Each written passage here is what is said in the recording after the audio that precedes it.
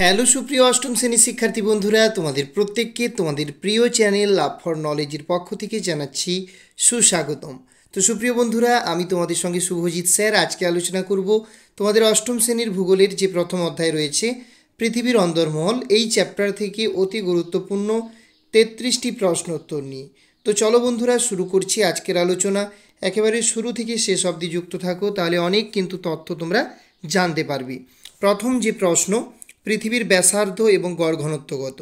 তো তার পূর্বে বলি যে পৃথিবীর অন্দরমহল মানে কি? অন্দরমহল মানে হচ্ছে ভিতর ভাগ, পৃথিবীর অভ্যন্তর ভাগ। ওকে, তাহলে পৃথিবীর গড় ব্যাসার্ধ হচ্ছে 6370 কিমি। পৃথিবীর গড় ব্যাসার্ধ কত? 6370 কিমি। আচ্ছা, গড় ঘনত্ব কত? পৃথিবীর গড় ঘনত্ব 5.5 গ্রাম পার ঘন সেমি। এটি হচ্ছে পৃথিবীর গড় ঘনত্ব।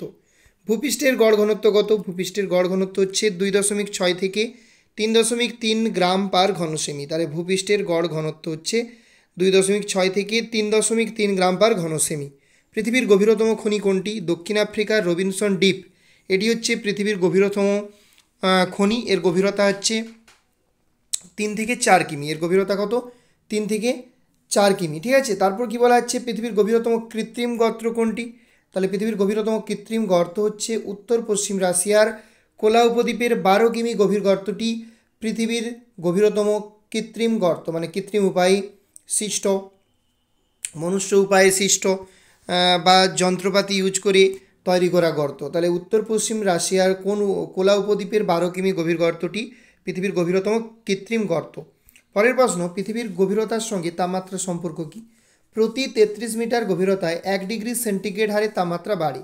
অর্থাৎ আমরা ভূপৃষ্ঠ থেকে যদি নিচের দিকে 33 মিটার যাই, তাহলে আমরা দেখতে পাবো 1 ডিগ্রি সেন্টিগ্রেড তাপমাত্রা বাড়ছে। আবার যদি 33 যাই, আবার 1 ডিগ্রি, এরকম করে বাড়তে থাকবে। তাহলে প্রতি 33 মিটার গভীরতায় 1 ডিগ্রি সেন্টিগ্রেড হারে তাপমাত্রা বাড়ে। জ্বালামুখ কাকে বলে? আগ্নেয়গিরির সবচেয়ে উঁচু অংশ যেখান থেকে লাভা নির্গত হয়, সেই অংশটিকে আমরা কি বলবো? আগ্নেয়গিরির জ্বালামুখ বলবো।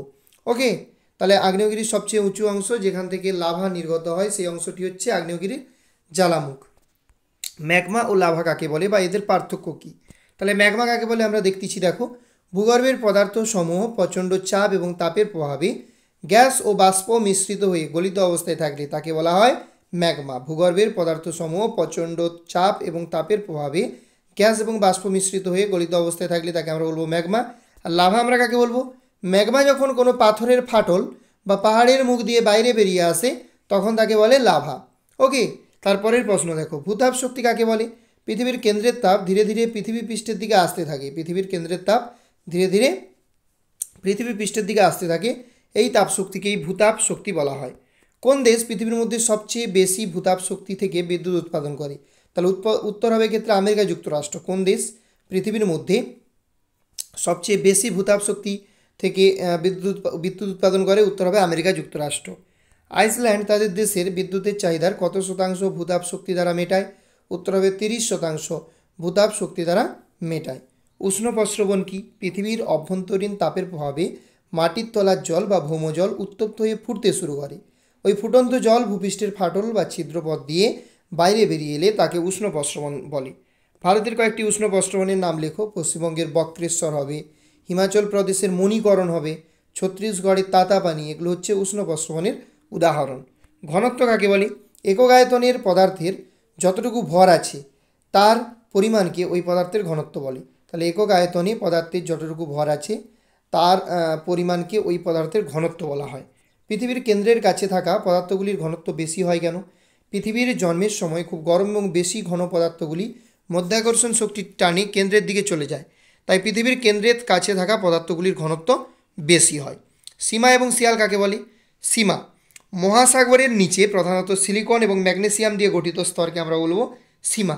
আর শিয়াল কাকে বলবো?